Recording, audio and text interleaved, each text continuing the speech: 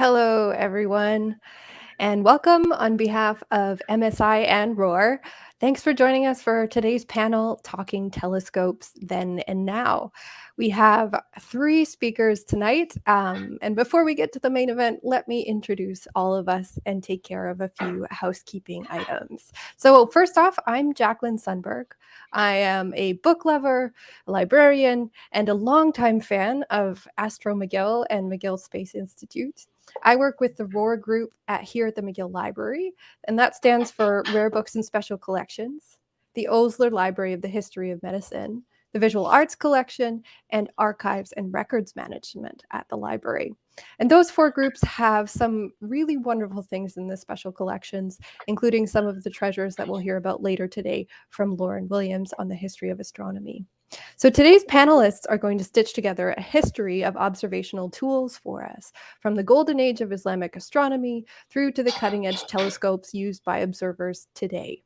We've been watching the stars for generations, but the tools available to amateur and professional astronomers have definitely changed over time and in many different ways. I will introduce our speakers in a moment, but first, a few housekeeping notes. So we are streaming on YouTube and on Facebook, and we welcome your comments and engagement on both those platforms. Your comments will reach us.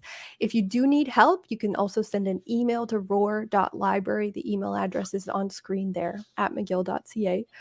And we will try and help you out with any streaming issues or commenting issues. One note, you do have to be logged in to either YouTube or Facebook to be able to comment on those live streams. So if you don't have an account on either of those, you can send us your comments and questions by email. We will happily voice them on your behalf later on during the Q&A part of the session.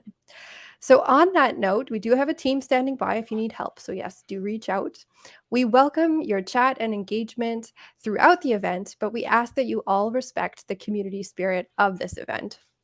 That means that you're treating everyone with kindness and respect and consideration, and valuing all of the diversity of views and opinions that will be spoken and made in the chat and by our speakers as well. And we do ask that you maintain the community standards of professional tone for it as well. If you see something that makes you, or if you feel uncomfortable, please contact the volunteers by email, roar.library@mcgill.ca. Do reach out. We want this to be a safe and comfortable space for everyone. One final note, we are recording the event, so this is going to be up on the YouTube stream, and if you missed it live, you'll be able to catch it after the fact. That's about it for housekeeping, except for one important thing. Today, I'm logging in from my home, which is actually not far from the downtown campus of McGill, and McGill University is located on lands that have long served as a site of meeting and exchange amongst Indigenous peoples, including the Haudenosaunee and the Anishinaabe nations. ROAAR and McGill University recognizes, honors, and respects these nations as the traditional stewards of the lands and waters on which the university stands and on which we meet today. This event and this conversation is a continuing of the exchange of ideas, and it's really wonderful to be able to welcome you all in a virtual format for this panel. So on that note, let me introduce our panelists. The order of events today, we're going to have Sajjad Nikfahm-Khubravan opening with a talk on the history of the telescopes from a previous era, which I'm really greatly looking forward to. And Lauren Williams will be second, telling us a little bit more about some of the treasures of the history of astronomy at the library. And Dallas Wulf will be bringing up the contemporary angle and focusing on tools as they are now. We will have a Q&A following that final presentation from Dallas. So we do welcome your chat and questions throughout the event, but do save them for the end. And if something comes to mind, you can put it in the chat throughout the event, and we will voice those on your behalf at the end. So thank you to MSI for co-hosting this event with us, and to the volunteers who are working behind the screens, the digital wizards, to making sure that this event does run smoothly. Because of the generous support of donors, we at the library are able to offer all of our public events free of charge. And our special thanks go to private donors, Ron Harvey and Doug Bagley, whose gift allow us to apply for a SSHRC grant, which is the Social Sciences and Humanities Research Council of Canada grant that supports our outreach events and our public events like this one. So it's really great to be able to partner with MSI and to build off of that generous gift.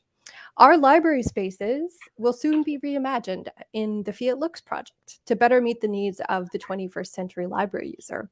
And Fiat Lux means let there be light. Our building is going to be redesigned, renewed, and literally made new, opening up new spaces for discovery and for research. We need support, of course, to help make this happen, and we look forward to hosting ROAAR and possibly MSI talks in our new building in the not too distant future. So on that note, let's transition to the topic of the evening, telescopes, of course, and observational tools. So let me introduce our first speaker, Sajjad.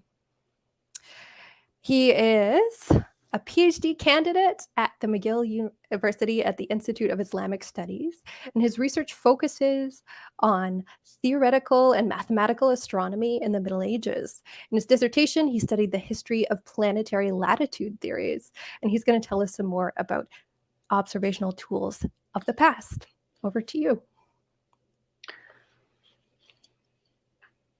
Thank you very much. Good evening, everyone.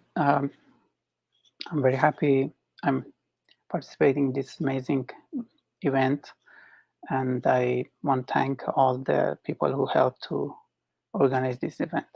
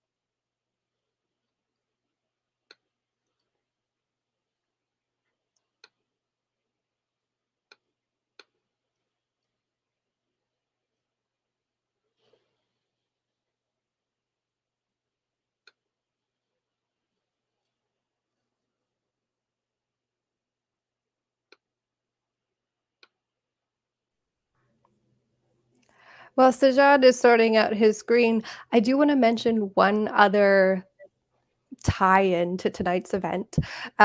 We're happy to be here virtually, but we are also going to offer an in-person option at the library on Monday, where we're going to actually bring out some of the titles and works that Lauren will talk about in a few minutes. We are going to have a drop-in session, so we're going to be there from 1 to 3 p.m. on Monday, April 11th, and we will have some of the jewels of the collection that you will see, I promise. There's a sneak peek tonight from Lauren, and we invite you to come anytime between 1 and 3. There is an RSVP form that we'll send out just to make sure that we space people out between that time. But we do welcome you to come in person. This will actually be the first time that we're inviting people back into our space. No vaccine passport is required, but we do look forward to welcoming you in person on the 11th. And Sajjad, you're having sorting out your windows? Yeah, I'm so sorry for this unexpected problem. I hope that... Okay.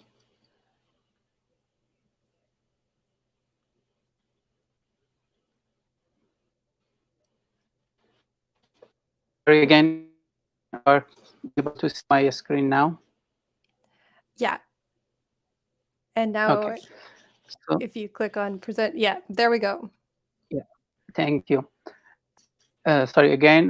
Good evening, everyone. I just start my presentation since I don't want to take much time. Thanks to new observational technologies and improvement of observational instruments such as telescopes, nowadays discoveries and achievements of space science appear in the news on a daily basis. In addition to invention of the telescope at the beginning of 17th century, certainly had an important impact in changing the pre-modern view of the sky. But you don't think that astronomy started by the invention of telescope, right?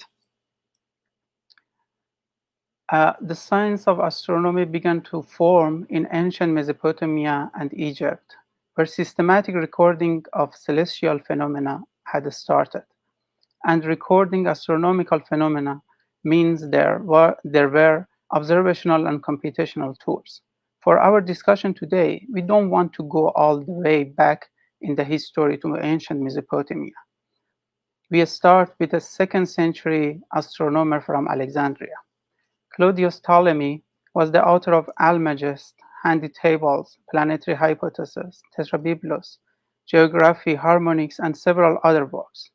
Ptolemy was the most influential astronomer in ancient and medieval times. For nearly 50 centuries, the content of his Almagest was regarded as equivalent to science of astronomy, and it served as the foundation for all medieval developments in the field.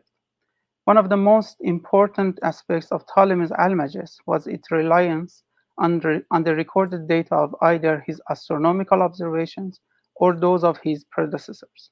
Ptolemy described 5 instruments in the Almagest. Before we proceed to discussion of Ptolemy's usage of these instruments, we need to review some preliminaries.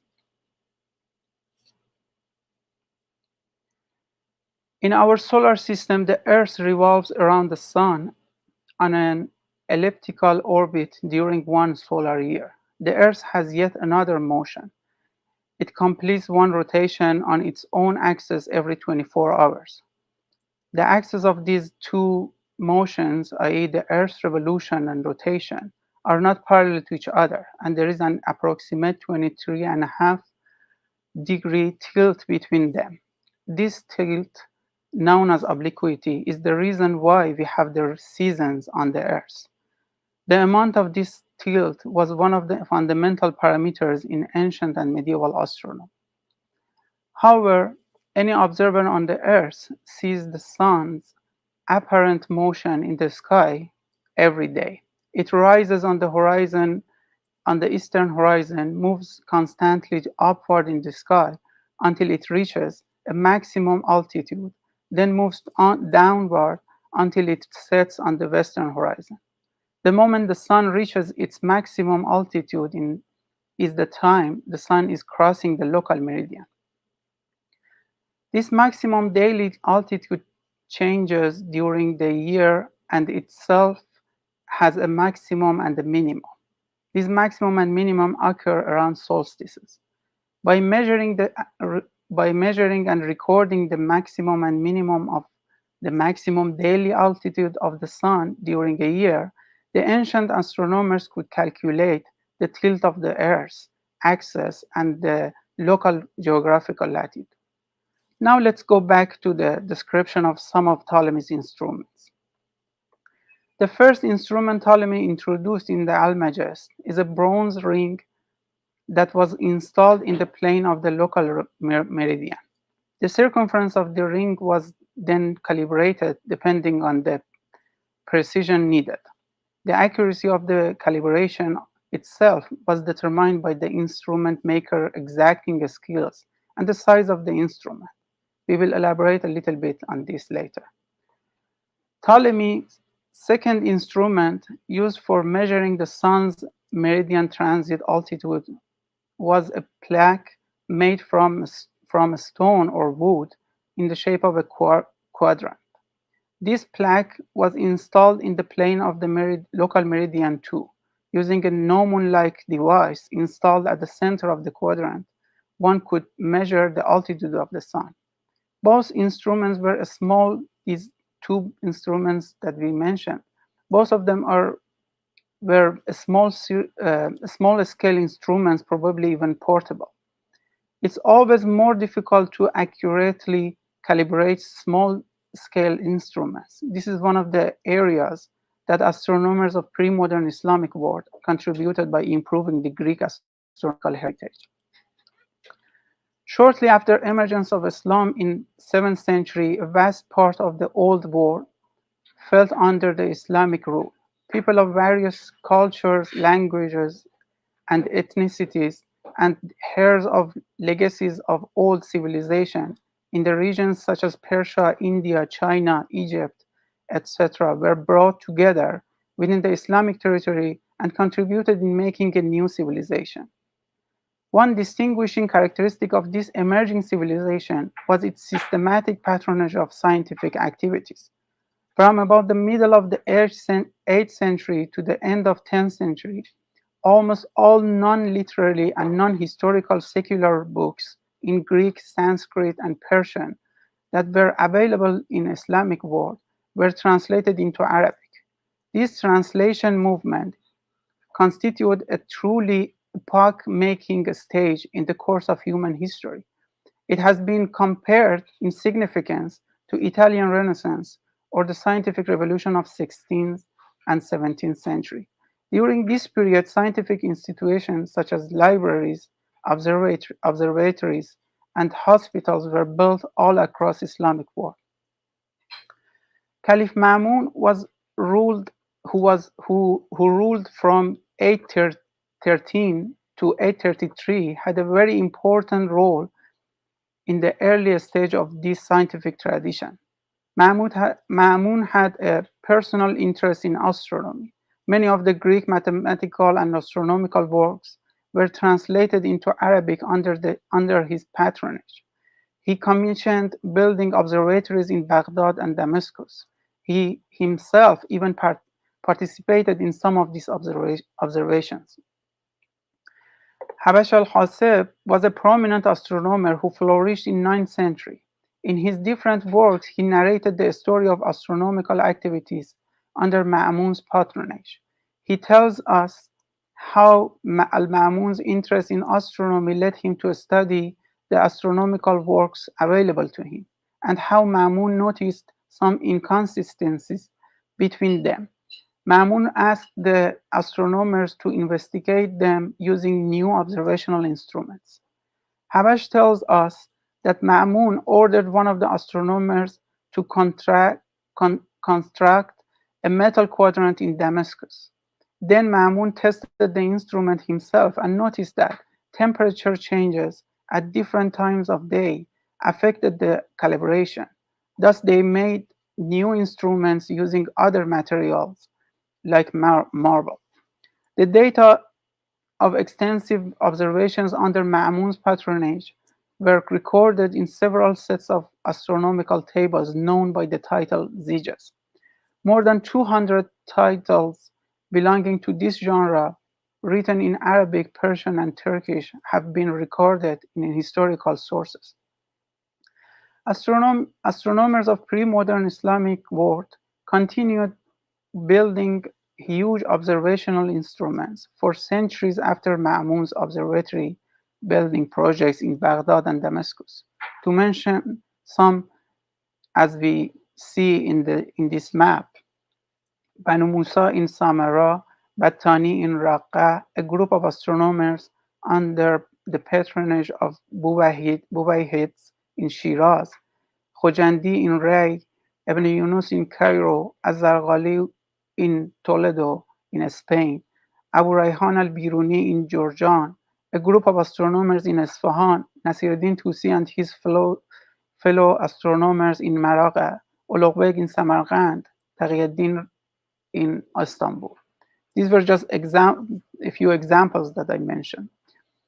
In order to have a sense about the importance of size in the accuracy of these observational instruments, let's assume we have divided the circumference of a circle into 360 parts, and then we measure the length of these divisions, one of these divisions. As we increase the size of the circle, the length of each of these divisions increases. Imagine we have two arcs, each represent 1 degree, but one of them is 1 centimeter and the other is 3 centimeters. If we even approximately divide the second arc into 3 segments, the precision of our calibration increased drastically. This was the idea behind building huge observational instruments in pre-modern Islamic world. The dimensions of these large-scale observational instruments recorded in many sources varied from a few meters to 40 meters. The 40 meters was the radius of an arc of a circle as a major part of the largest known observational instrument of pre-modern Islamic world, built by Ulugh around 1420 in Samarkand.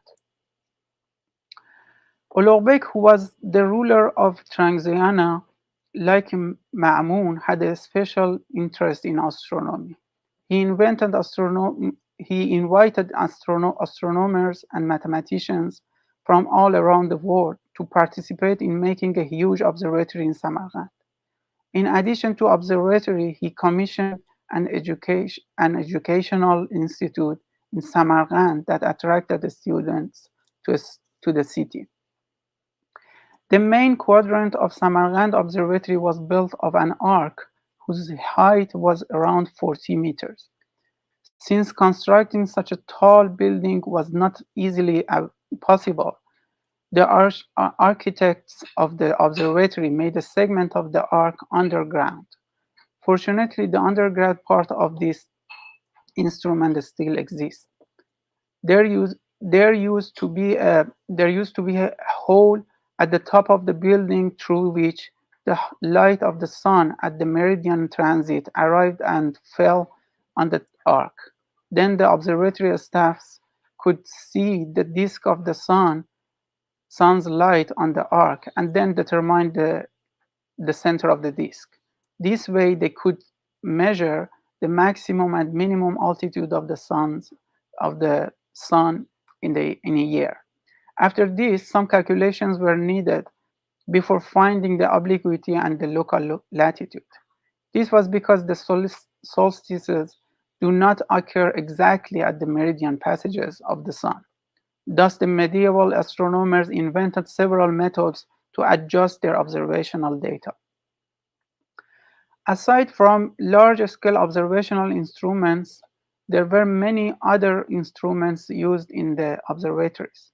One of these instruments, which was used widely in the observation, was armillary sphere.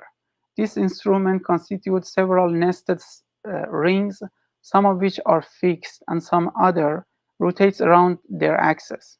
This instrument was based on three spherical coordinate systems used by astronomers: ecliptic, equatorial, and horizontal.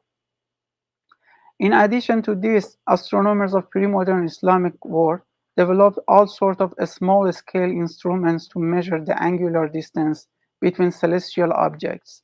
The construction and application of these instruments were described in monographs devoted to observational instruments. Measuring time was a crucial uh, component of observational procedure. Different kinds of clocks were used in observation whose records can be found in historical sources. There were also tools that facilitate the process of observation. One example of such an instrument was a tube-like instrument described by Abu Rayhan Biruni, a prominent scholar of the 11th century. He called this instrument barbakh, which means a tube. Biruni tells us that this instrument was used to observe lunar crescent. This instrument clearly was an effort to, uh, um, to overcome the issue of light pollution and to focus on a specific point in the sky. There is much thing to say, but I want to stop here and hopefully in Q&A we can elaborate more on these points that I mentioned.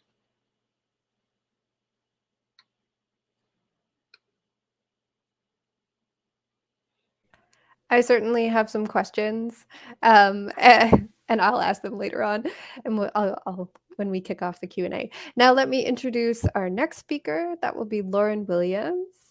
And Lauren Williams, she's the curator of the McGill Library's Blacker Wood collection of natural history. She's going to be showing and telling us about some of the magnificent works in the history of astronomy collections at ROAAR. And like I mentioned, in addition to tonight's talk, you can come and see us in person on April 11th. So, Lauren, take it away.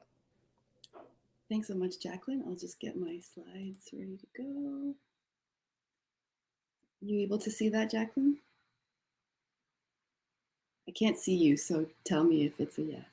I'm not sure if you can hear me, but yes, Okay. we can see it. 2 thumbs up. Okay, great. So first off, hello everyone. My sincere thanks to all of the panelists for such a wonderful and enlightening event. And my thanks to all of you for being with us virtually today. So as Jacqueline mentioned, I curate the history of science collections in the Rare Books Department of McGill Library. I think it's really wonderful that this talk has attracted a science crowd because I suspect that there's a general impression around campus that a rare book library tends to only hold books that relate to the humanities, but we do in fact hold very rich science-related collections as well. The most significant of these is the Blacker Wood Natural History Collection, which contains over 20,000 volumes and 10,000 pieces of original artwork relating to all branches of the natural sciences and spans from the medieval period to the 20th century. We also hold seminal works in the history of chemistry, physics, mathematics, and engineering. For instance, one of the highlights of our history of science collections and one of the most popular requests among visitors to the library is our first edition copy of Isaac Newton's Optics. This work would be considered rare and very valuable on its own, but our copy is made even more unique by the fact that it was owned by Newton himself, and it contains numerous annotations made in his handwriting. Experts who've consulted this book have suggested that these were Newton's revisions and corrections, which he hoped to make in the book's second edition. We also hold a number of foundational works in the history of astronomy, such as a 16th century edition of Pliny the Elder's 2nd century encyclopedia on natural history, which includes an entire volume on astronomy. Here, Pliny provides us with a fascinating glimpse into what was known about the universe over 2,000 years ago, such as the 7 planets that were visible to him, the paths of comets, his remarkably accurate estimate of the distance from the Earth to the moon, and his assertion that the sun must be immeasurably huge because he notes that trees planted many miles apart on Earth cast shadows of the same proportions. We also hold important astronomy works from the medieval period, like Sacro Bosco's La Sfera del Mondo, in which he describes his spherical understanding of the universe. And the Cosmographicus of Petrus Appianus, which made use of volvels, rotating paper diagrams, to help readers apply geometric principles to navigation and practical geography, and to understand the workings of the solar system. Although, unfortunately, the rotating parts of the volvels in our copy have been lost over the centuries. Our collections also hold stunning astronomical treatises from the Renaissance, like Cellarius's monumental Harmonia Macrocosmica, a star atlas depicting the world systems of Ptolemy, Copernicus, and Tycho Brahe, along with star maps of various constellations, as well as Kepler's Harmonicus Mundi, which contains the explanation of his third law of planetary motion. We strive to not only collect books, but also other tools used by astronomers and students of science, like this early 19th century German celestial globe, which would have been assembled with linen strips and woolen strings to demonstrate the location of constellations. We also recently acquired this gorgeous 19th century French celestial planisphere, a type of star chart designed specifically for the latitude of the observer to locate constellations and planets. But the Rare Books and Special Collections Department isn't the only place on campus to find historical works on astronomy. The Osler Library of the History of Medicine also holds a number of important works because William Osler, the physician who built the Osler Library, saw the development of medicine as having taken place within the context of the scientific revolution, and so he collected works from all branches of science. Their collection holds incredible works like a first edition of Copernicus's De Revolutionibus and Galileo's Dialogues, along with Abu Mashar's De Magnis Conjectionibus, one of many works displaying the transmission and sharing of knowledge between the Arabic and Western European worlds in the Middle Ages. Similarly, the Islamic Studies Library at McGill holds important examples of early works on astronomy from the Islamic world, such as this collection of texts on astronomy and the science of calendars by 13th century author Nasir al-Din Tusi, a collection of 6 works by a number of prominent astronomers of pre-modern Islam, and a 19th century copy of a 13th century manuscript, which was a compendium on theoretical astronomy that was studied extensively for over 7 centuries and disseminated widely throughout the Islamic world and South Asia. So this is just a small sampling of the highlights from our astronomy collections, but much more can be consulted in person at each of these libraries, and I encourage you to contact each library individually to make an appointment. Or for a chance to see many of these works on display, as Jacqueline mentioned, we'll be holding a drop-in exhibition this coming Monday, April 11th, between 1 and 3 p.m. in the Rare Books and Special Collections Department on the 4th floor of the McLennan Library. And we hope to see you there. Thanks very much, and I'll pass things back over to Jacqueline now. Thanks, Lauren. I'm looking forward to seeing more of these in person as well.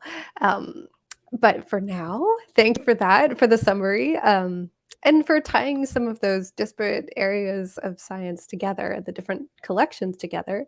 Our next speaker is going to bring things to the contemporary moment. Dallas Wulf. There you are. Rejoin the stream. So let me introduce Dallas. Find the right spot in my notes. Dallas is an astrophysicist and postdoctoral fellow at the McGill Space Institute. He's currently working on building the next generation of radio telescopes, so a marked difference from the enormous quadrant at Samarkand that Sajjad was talking about. But yes, he's working on building the next generation of radio telescopes to measure the expansion history of the universe and reveal the nature of dark energy. And he's going to talk to us about telescopes now. So take it away, Dallas. Okay.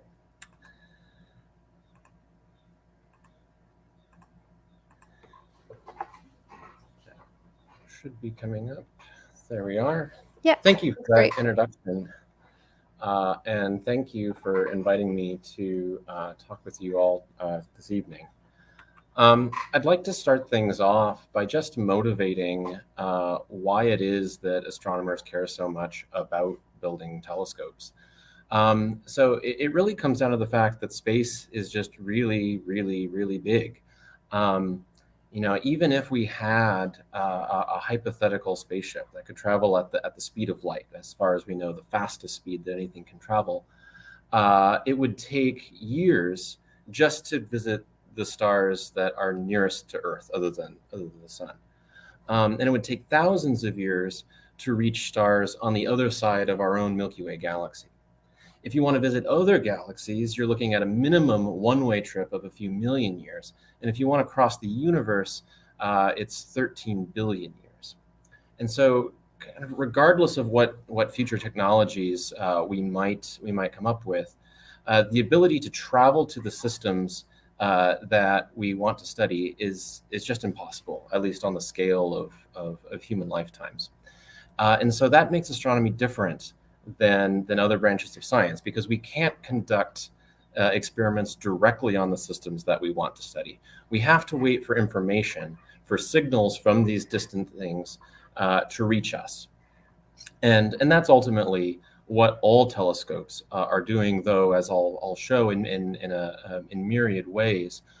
Telescopes are tools to detect signals that in many cases have been traveling a very, very long time to reach us, and to convert those signals into something that helps us understand the universe that we live in. So in almost all cases, this signal that I'm talking about coming from space takes the form of light. And for the bulk of human history, that signal was limited to optical or visible light, the light that we can see with our eyes. However, because this is the only signal that we get, we really want to take advantage of it. And so we want to squeeze all the information that we can out of the light that's coming from space. And so to do that, we have to take advantage of the entire electromagnetic spectrum, not just the fairly narrow region that our eyes are sensitive to. So that's all the way from the longest wavelength light radio waves to the shortest wavelength light gamma rays. The distinctions marked here are purely human constructs that we use to kind of organize the spectrum conceptually, but it really is just a continuum. There's nothing, physically significant about where the ultraviolet region stops and X-rays begin. It's a continuum. And so, like I said, we want to take advantage of the full electromagnetic spectrum at our disposal. And the reason is because different wavelengths of light tell us different things about space. Again, if we only look with our eyes, we see the optical sky, which is pictured up here in the upper right. And as I'm sure everyone on this call knows, if you go out and look at on a nice, dark, clear night, the main thing that you notice in the sky are stars. If you're lucky, you might see the disk of the Milky Way galaxy, but predominantly the thing that you notice are stars. And understandably, the study of stars has dominated the field of astronomy for hundreds of years. But once we developed the technology to observe at other wavelengths outside the visible spectrum, there was just so much to be learned that there's a lot more than stars out there. When you look at the sky, if you put your radio eyes on, or your microwave eyes on, you see that in addition to stars, our galaxy is full of lots of gas and dust, magnetic fields. There's a lot of stuff out there. And then also, if you look at higher energies, X-rays and gamma rays, there's all sorts of energetic phenomena happening both inside and outside our galaxy. And all of these things are really only visible in one section of the electromagnetic spectrum. And so we really need complete coverage if we really want the full picture. In keeping with the theme of tonight's talk, I think it's this ability to really utilize the full electromagnetic spectrum that sets modern astronomy apart from the hundreds of years of history that came before it. And that's because most of the electromagnetic spectrum of light is not visible from the surface of the Earth. Most wavelengths of light are either absorbed or scattered by Earth's atmosphere, and so they never reach the surface of the Earth where we live. There's just a fairly narrow range around the optical. The fact that we can see stars and we can see the sun shows that the optical light can travel through the atmosphere. And then there's also a range around microwave and radio frequencies that make it through the atmosphere. But everything else doesn't make it to the surface of the Earth. And so if you want to observe those frequencies, those wavelengths, you not only need to have the technology to be able to detect those forms of light, but then you have to put that technology in space. And so this really wasn't possible before the 1950s and 60s. And so it's really just the last century of astronomy that's opened up this sort of holistic view of the universe. So I've said that the point of telescopes is to detect light that has traveled from space. And I talk about observing at different wavelengths, but I think it's worth spending a little bit of time to break down that word of what do I mean by observe. If I want to describe a light signal that comes from space, there's several properties that I would have to describe in detail to fully describe that signal. We often think about telescopes taking pictures, and this is because pictures make great magazine covers and news stories and web pages, and so that's really what as consumers of news and the public we see are a lot of images. But images are really just a map of the amplitude and position of light. In the upper right corner here, I have an image of the Hubble Ultra Deep Field, so the Hubble Space Telescope, an optical wavelength telescope in space, looking looking far out beyond our own galaxy into the far reaches of the universe. And ultimately, what this picture is different brightnesses at different locations. That's what a picture is at its core. But there's a lot of other properties that we can measure about a light signal. There's the time that it arrives. There's the color, which is equivalent to saying the frequency, wavelength, or energy of the light that we depict. There's also the polarization, which has to do with the geometric orientation of the light waves themselves, whether they're random or whether they're highly ordered. And all of these are relevant to astronomy, though what you care about, what you focus on measuring, may be different depending on what your scientific objectives or interests are. So in the bottom right image is a spectrum that is a map of the frequency distribution of light from our sun, the nearest star. So this is an example of data from a telescope that has foregone any spatial or positional information. It's not an image. Instead, it is the amplitude, how bright the light is, as a function of its emission frequency rather than its position. So, not an image or not a picture in the conventional sense, but still very much a useful piece of information for studying space. And so each telescope will prioritize different things. Some telescopes will measure some properties of light better than others. And some telescopes don't measure certain properties altogether because it's not relevant for what they're doing. So I really want to push that this concept of a telescope is something that is a very broad, expansive topic, and that telescopes can take many forms and many designs depending on what frequency of light they're interested in measuring and what properties of that light they're most interested in measuring. And then I would be remiss if I didn't include a slide on multi-messenger astronomy, which covers all the different types of telescopes that are detecting signals other than light. So I said at the beginning that we're looking for signals coming from space that have to travel great distances. And so that requires that these signals travel quickly, close to the speed of light, but they don't actually have to travel exactly at the speed of light. High energy particles like neutrinos and cosmic rays, which are highly charged, highly energetic particles, can also tell us about space, about the environments in space, and about the types of chemical and nuclear reactions that happen in space in those environments. And so here's the IceCube Neutrino Observatory, which is a cubic kilometer of ice at the South Pole. Not necessarily what you might think of as a telescope, but a telescope nonetheless. For detecting cosmic rays and gamma rays, we have the Hawk Observatory in Mexico, which is effectively lots of tanks of water on a mountaintop. Again, not what you might think of as a telescope, but a telescope nonetheless. And then for detecting gravitational waves, so not a particle, it's actually more like light in a sense, in that it's a wave, are gravity waves, and LIGO here is depicted in the bottom right.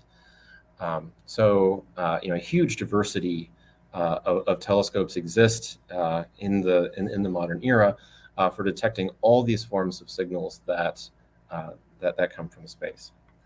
And so to summarize, in a short talk like this, I don't really have time to go into depth about the great diversity of telescopes that exist. So instead, for the last part of the talk, I'll focus on a particular telescope that is rather unique and novel in many ways that I have the privilege of working on, and that is Chime, the Canadian Hydrogen Intensity Mapping Experiment.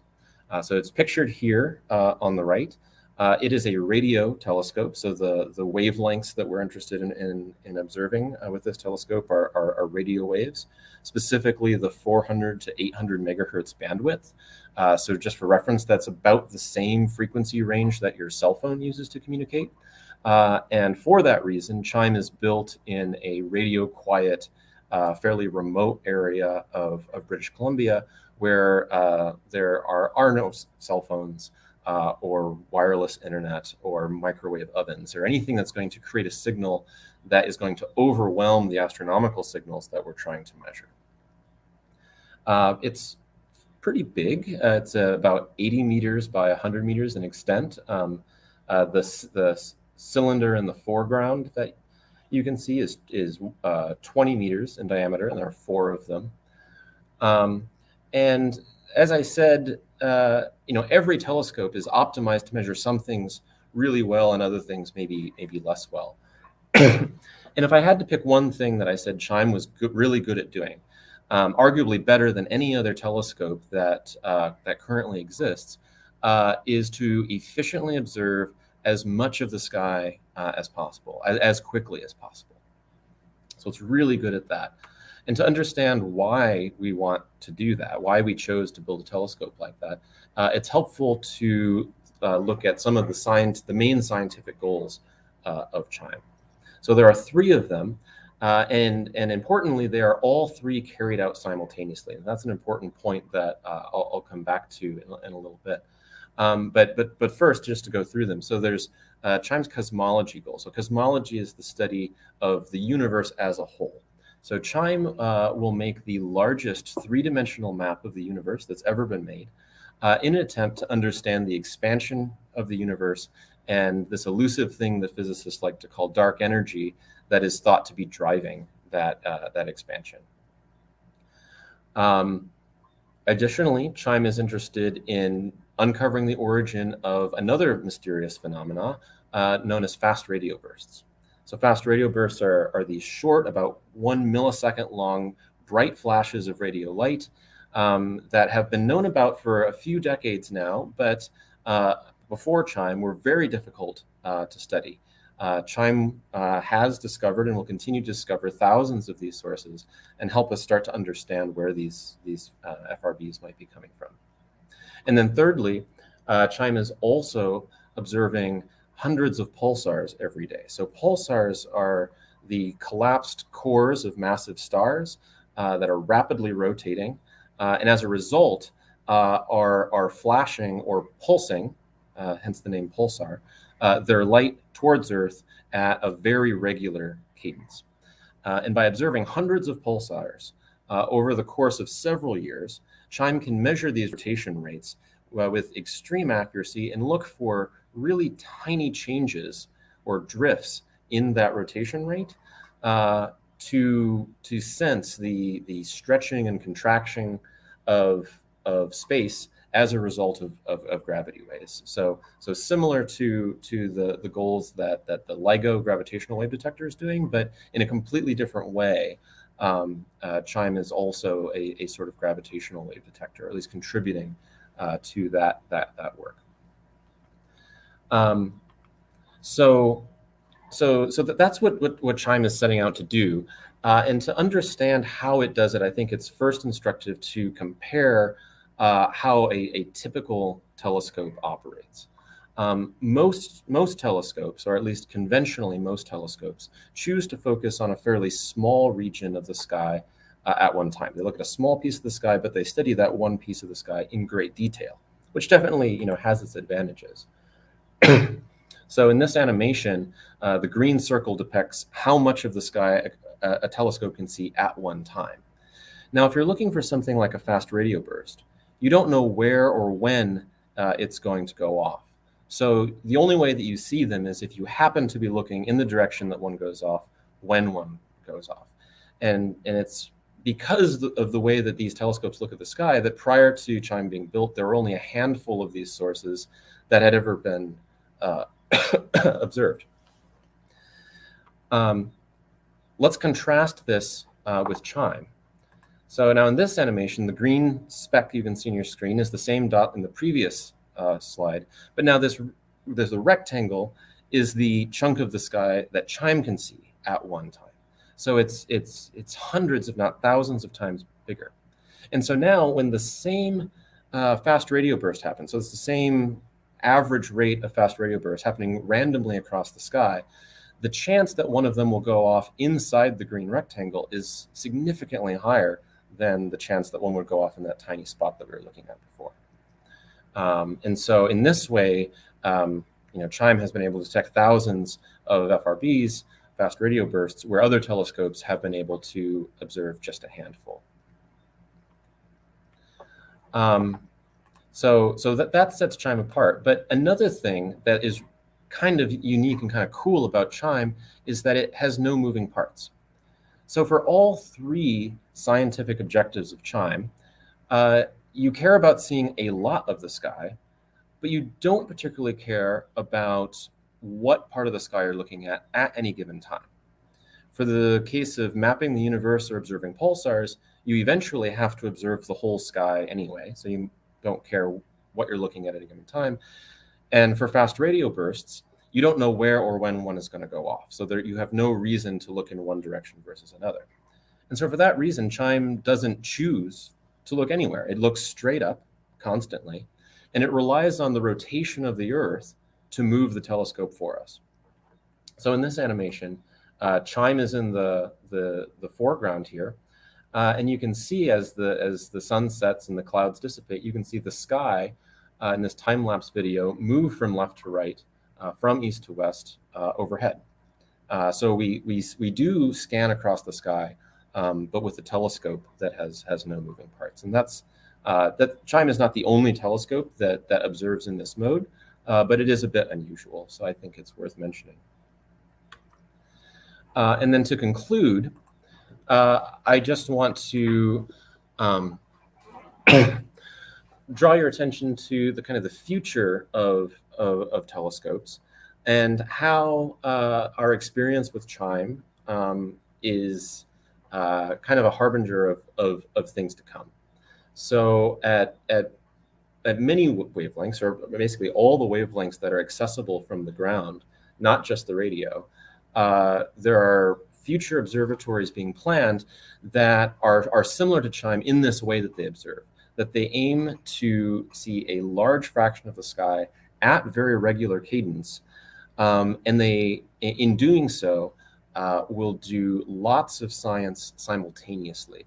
And this is really, changing the way that astronomers do science. It used to be that when a telescope could only look at a very small part of the sky, if you wanted to look at something, you had to apply for time on that telescope. And it was a very competitive process because other people want to use the telescope to look at the thing that they're interested in. But if you have a telescope that can see a huge chunk of the sky at one time, now all of a sudden, lots of astronomers doing lots of very different research can all use that data at the same time.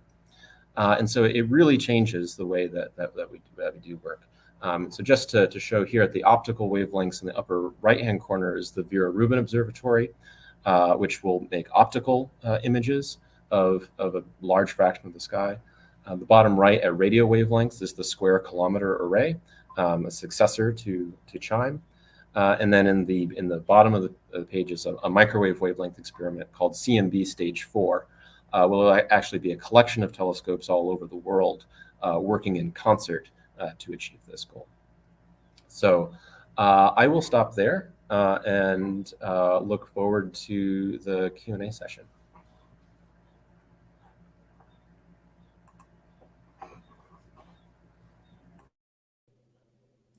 Thanks, Dallas.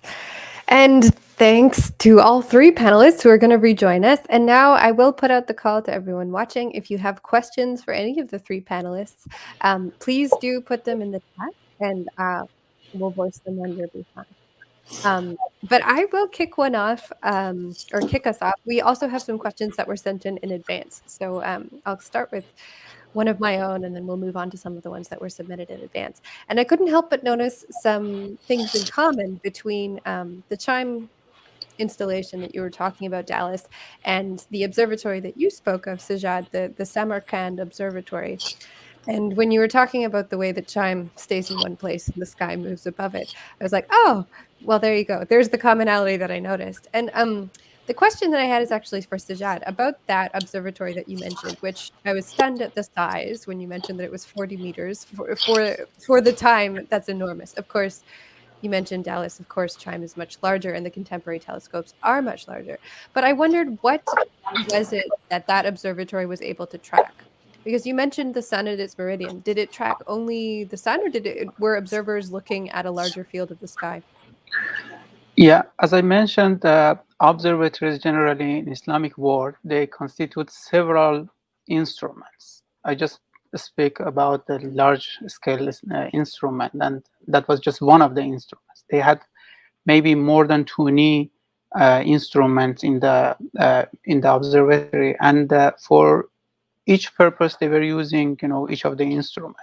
For meridian passage or crossing celestial object crossing the meridian, one of the tools was the one that I talk about, the quadrant, the huge quadrant that they made in the plane of meridian. But they could, they had like a observing conjunction, observing uh, angular distance between fixed stars, and all sort of things. And they recorded all the result in the material that they produce, especially Ologbek wrote Zij in Persian, and he recorded all the result there. So again, there were many instruments. For each one was designed for one purpose, and just I focus today on one of them, and the one that they were using for a meridian passage of the sun. And what kinds of data? I know the Zishes we have, as Lauren mentioned, that we have some examples in the collection here, and I know that there are many more scattered at libraries and in special collections around the world. But what kinds of information? I know some of that information was later translated into European languages, and astronomers in the European world later relied on the observations made by Islamic observers. What kinds of information did they track? This is a very interesting question. Somehow Zijes were covering the backbone of mathematical astronomy in ancient and medieval time. So when we say backbone, we can think about all sorts of tables that helps us to calculate the position of planets in the sky. There are tables that can help us to find fixed stars. When I say fixed star, this is like a medieval word, right? So there were two sorts of objects in the sky, planets and the stars, and sometimes both of them are called somehow stars, kawakeb, or whatever word they use. So to specify that they were talking about the stars, they use the fixed star. So there were tables that recorded the position of each star, the name, and the constellation that they belong. And the tables that help astronomers to calculate the position of planets. They were two source, motion in longitude and motion in latitude. They were separated, and eventually you could find a exactly with a good precision. It's unbelievable when you think about these tables. You could more with a precision less than, for example, with an error less than like a 3 minutes, you could calculate the position of a celestial body, planet being a planet or a star. In addition to this, there were several other sort of material included in Zijas. So Zijas basically had 4 parts. The introductory part were dedicated to calendar conversion and all sorts of things related to chronology and calendar. I thought that different people from different culture and civilization were under umbrella of Islamic world.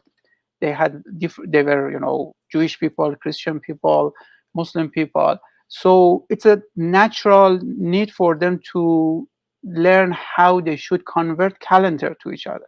For example, in Muslim countries today, people are using um, uh, uh, lunar calendar, but here we use like a solar calendar. So how we should convert these calendars to each other? That was the material that included at the beginning of the Zijas.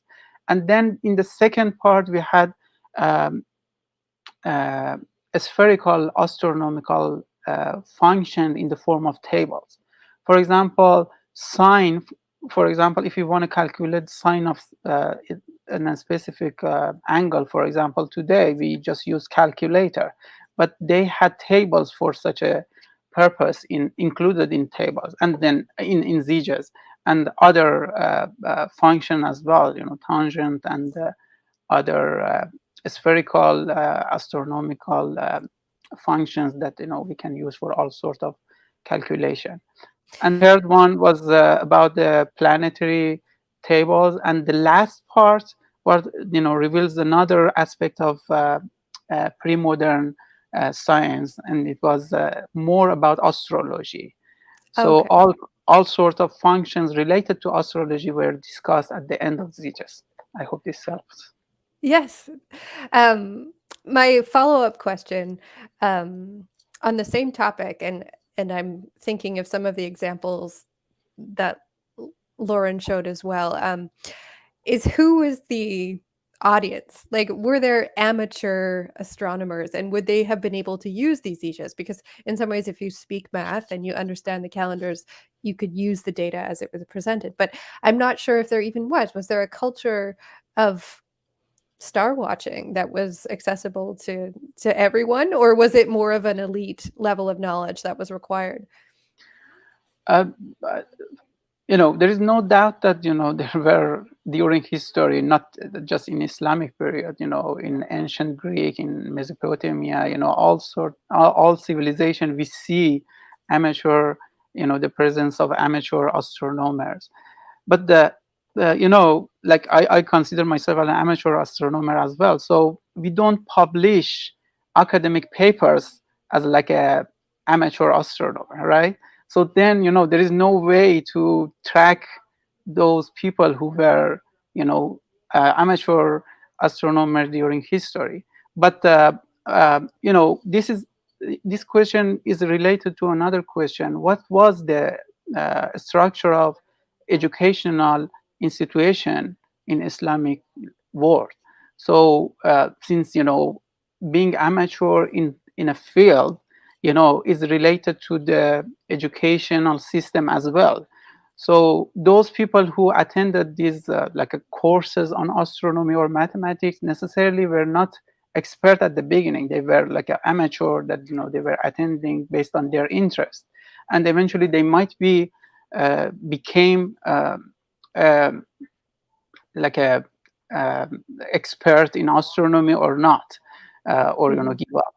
But talking about the audience of this, this material that were produced in Islamic world, we see all sorts of people using this material, from astrologers that they wanted to predict the certain phenomena, and so they were using these ZJs and astronomical tables, for example, to calculate the position of planets, up to the experts that they were observing phenomena, and they wanted to somehow compare their observational results with the material that were recorded in these astronomical tables. But again, to make it clear, it's I'm sure that amateur Unless perhaps we'll astronomy. find someone's very enthusiastic notes in a manuscript somewhere about their observing patterns and what they found. I know that there's a healthy community of amateur astronomers tonight who are looking for some more knowledge about contemporary tools and recommendations. Also, there's one question that came in about whether there are any radio telescopes in Quebec. And perhaps that one, Dallas, you could speak to. You said Chime is in British Columbia. There is a large part of northern Quebec that has very large areas unpolluted by by waste. Is there anything installed up there? Yeah, so there aren't currently any large radio observatories operating in Quebec. There are some small scale experiments actually being conducted by McGill scientists in northern Quebec and also in the Canadian Arctic, trying to find those places that are radio quiet. Probably the nearest observatory that I'm familiar with would be the Algonquin Radio Observatory in Ontario. That's not currently used much for astronomical observing, but it is being used for geological survey reasons.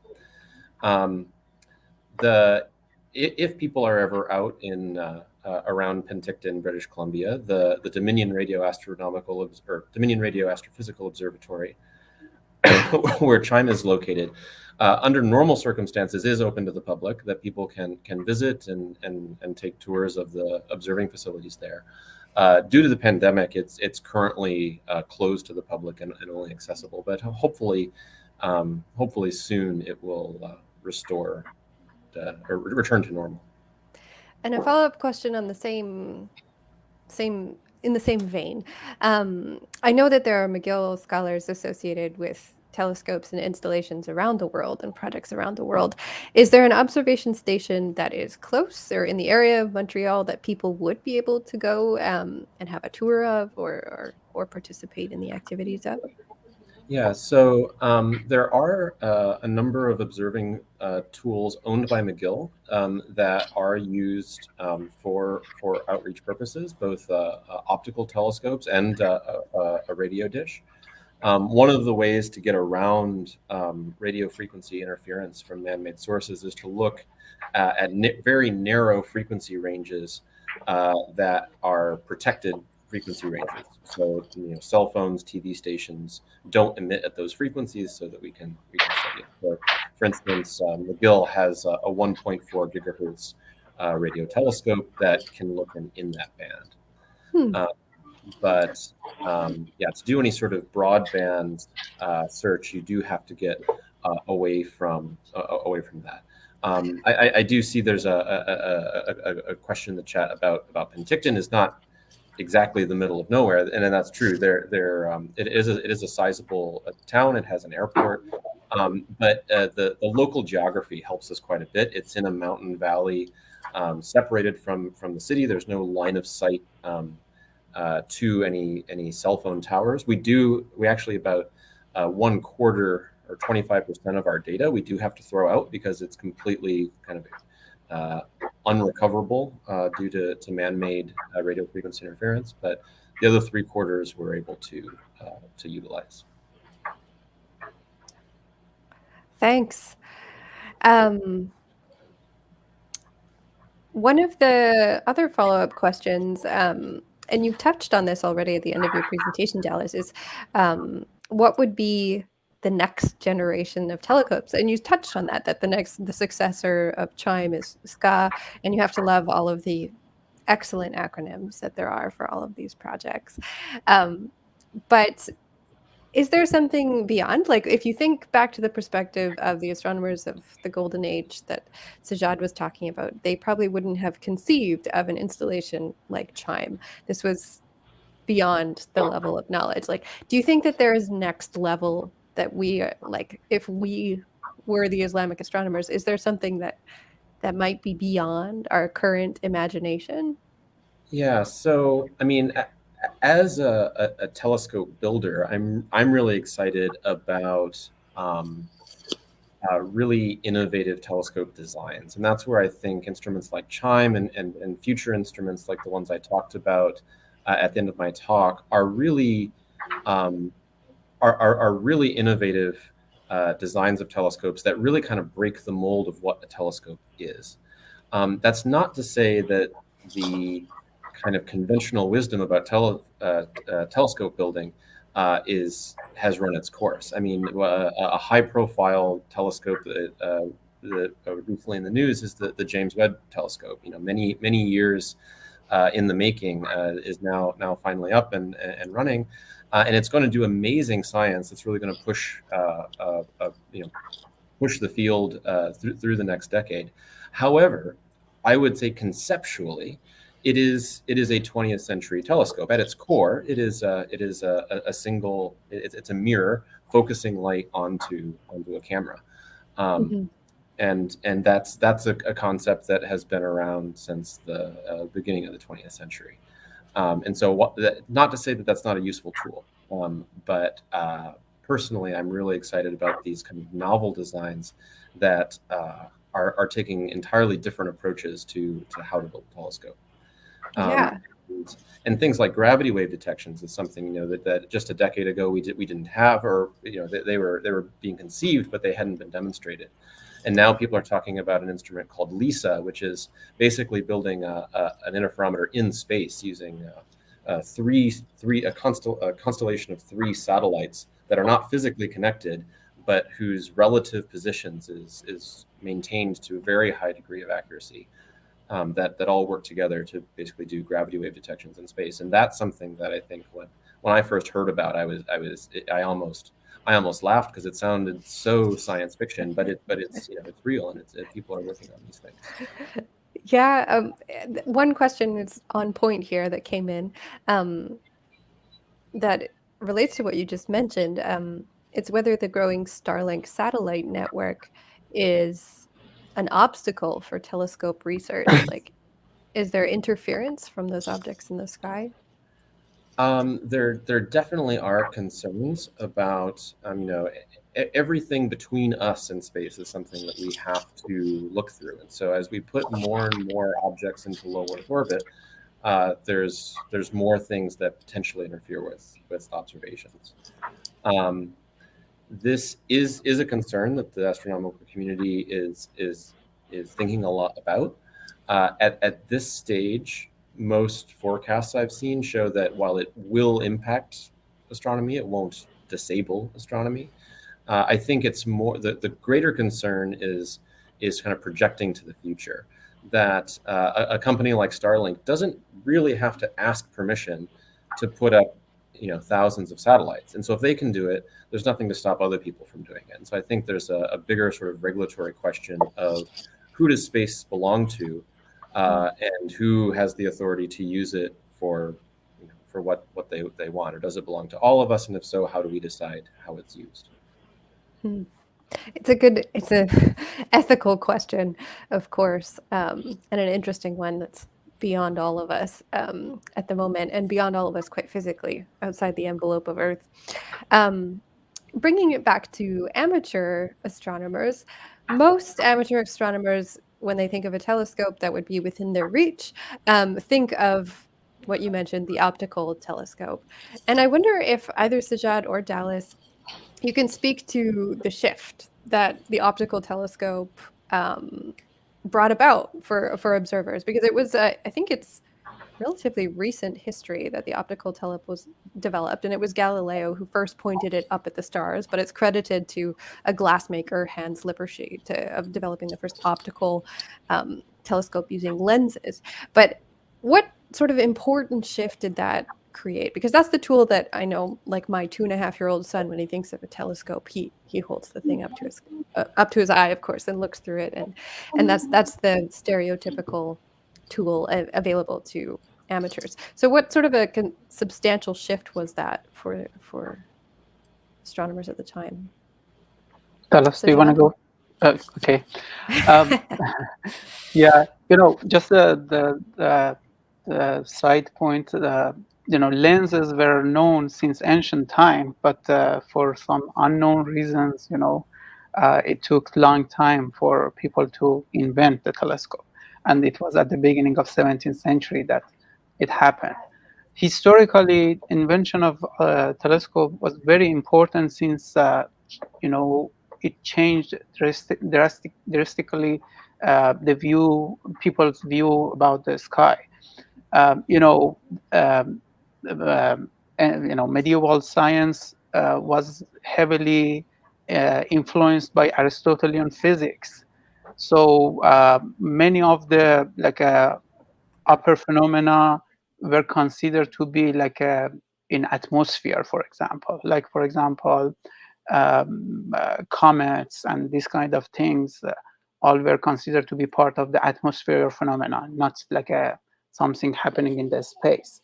So one thing that the telescope helped quickly to improve our view about the sky was these kind of things, that people were able to observe phenomena and have a realistic judgment about what's happening in the sky.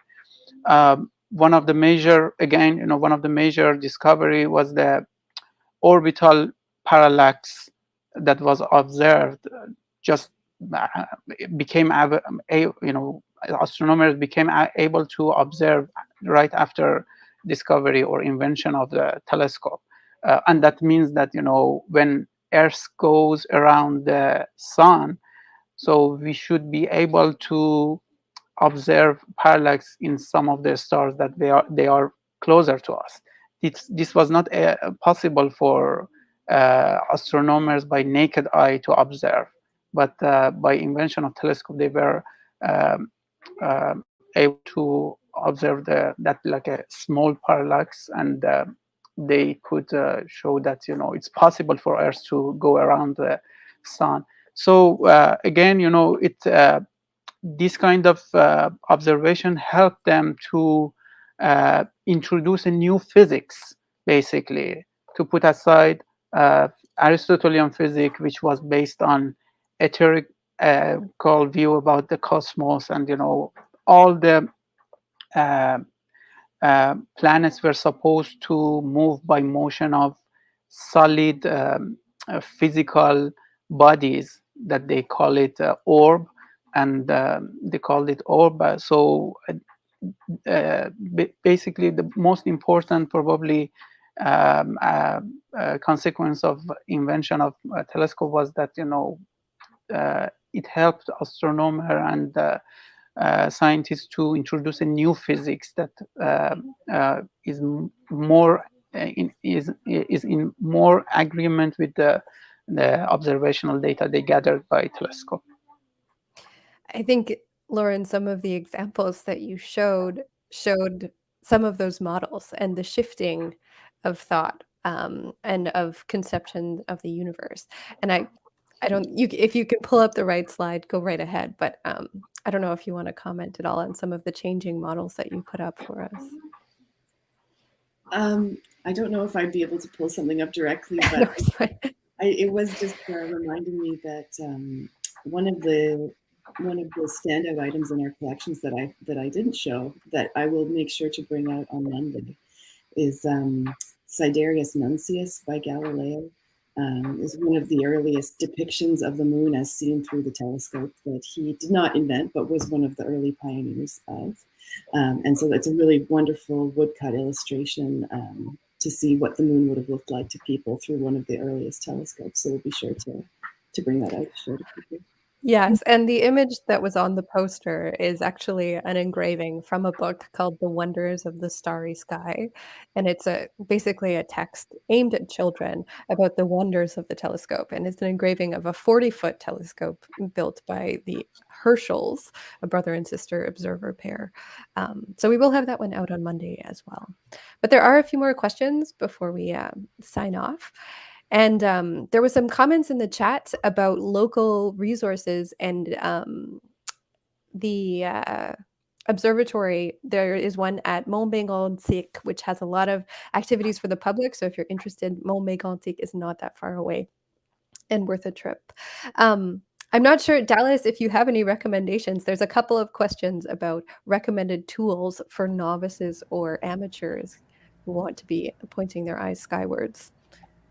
Yeah. So and I think actually my answer to that follows off the last question nicely, which is that I think a lot of people may think that the power of a telescope is in magnification, but really it's in light collecting.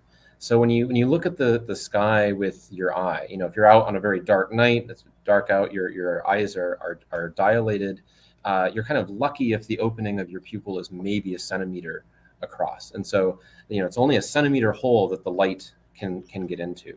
But if you have a telescope, even one that is very modest in diameter, 3 or 4 inches in diameter, that's a much bigger target for light to be collected, to be concentrated into your eye. It's the same reason why looking at, say, the sun with a telescope is a very bad idea, because it's concentrating a huge amount of light. But for looking at stars, it makes things that would otherwise be too dim to see with your naked eye visible. And so for that reason, one of my favorite optical observing tools that I use is a pair of binoculars.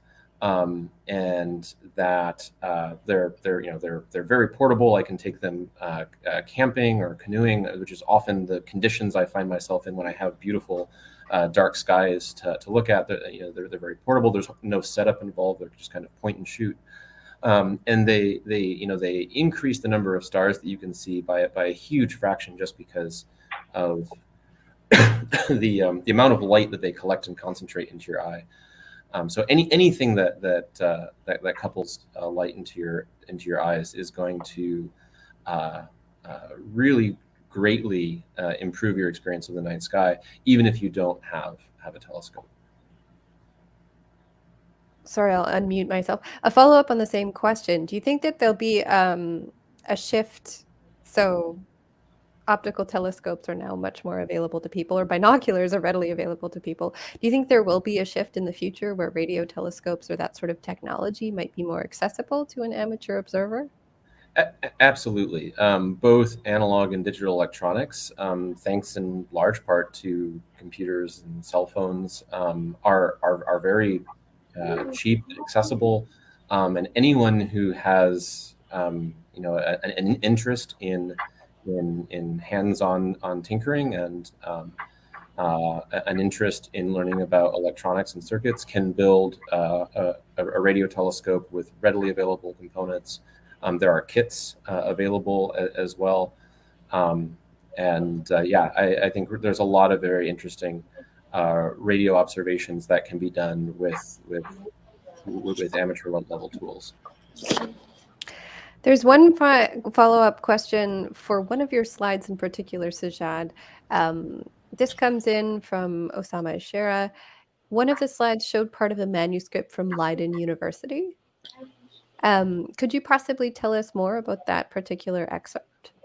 Yeah, do you want me to take it off? If you can feel free to share if you can bring it up. Sure. It's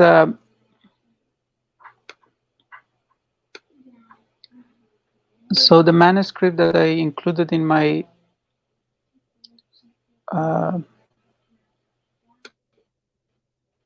presentation was a Arabic translation of Ptolemy's Almagest. So Okay.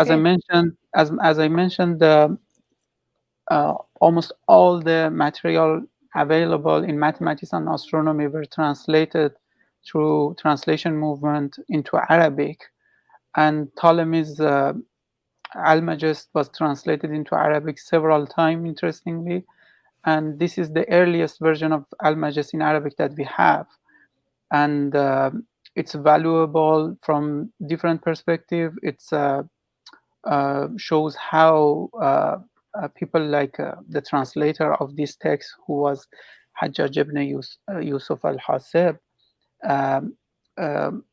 established new terms for such a complicated text as Ptolemy's Almagest. And for us, historian of science, it's a valuable source of knowledge. And we have other versions of Almagest as well. So comparing these versions, we are, able to see how people in different periods treated such a text as Almagest. But just this one is the unique copy. It's not unique, there are another copy which is not complete, but this is the only complete copy of Hajjaj translation of Almagest, and it's held in Leiden University Library. Thanks. We'll do one more, and then we're wrapping up out of time. But this one came in, it was submitted in advance, actually. Someone is curious about Messier objects or deep sky objects in general. And the question is specifically, which objects or deep sky objects were recorded by pre-modern Muslim astronomers, if any, and in which sources? So that's one which, for my benefit, maybe you could explain what deep sky objects are, or Dallas, if you want to chime in. I'll use the name of your telescope lightly. you can feel free. But Sajjad and Dallas, maybe you can both take a piece of that question, and we'll wrap up with that one. Dallas, you want to start, and I will follow up. Yeah. So, generally speaking, deep sky objects are faint objects, typically referring to things that can't be seen with your naked eye. So prior to the invention of the telescope, few, compared to what we know now, few were known. However, the specific Messier object, so Messier was a 18th century astronomer. So they've been known about for hundreds of years, though it was post-telescope. That said, there are a handful of objects that I know of that have been known about longer. One, actually, my first slide, the Andromeda Galaxy, the nearest major galaxy to our own, is visible with the naked eye in very dark conditions. So there were some, but really it was, before the telescope, not many. But Sajjad probably knows more about it than I do.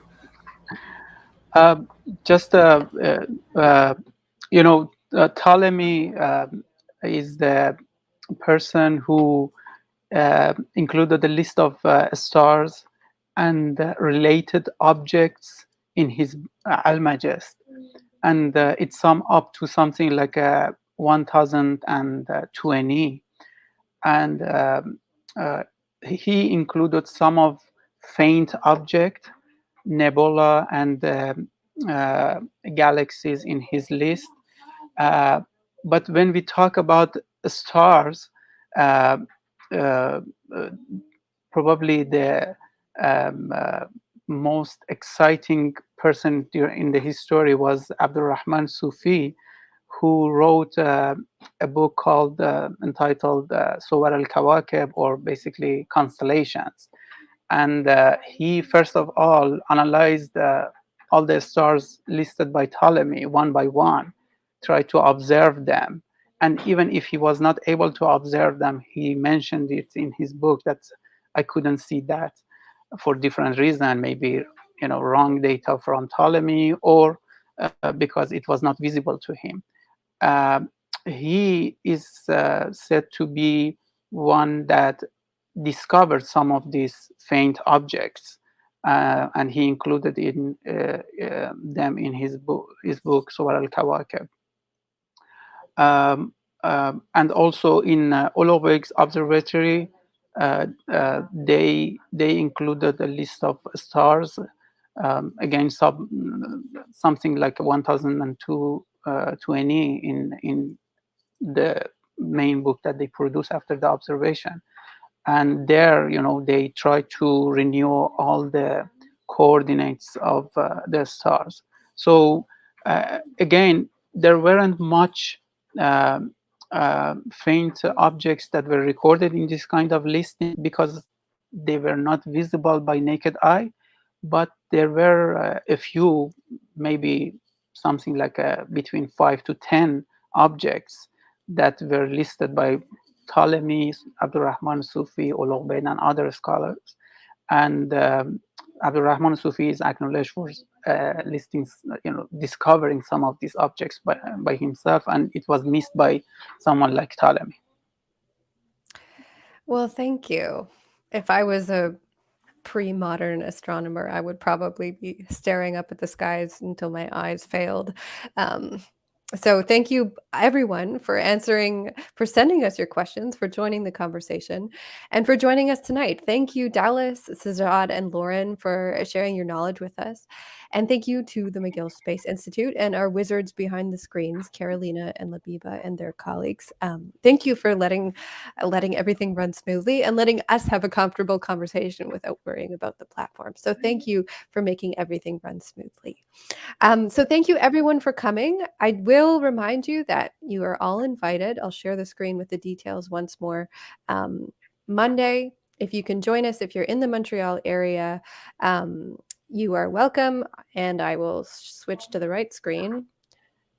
not to come see fruit, but to come see the history of astronomy on campus between 1 and 3 p.m. And we will send out a link so you can RSVP and see some of these wonders in the collection. So thanks again, Dallas, Lauren, Sajjad, and behind the scenes, Carolina. And thanks to all of you for joining us this evening. We hope that you see some stars when the clouds clear in a few days. If you look at the weather, we're in for some rain. But thanks everyone for joining us, and good night. Thank you very much, Jacqueline. Thank you.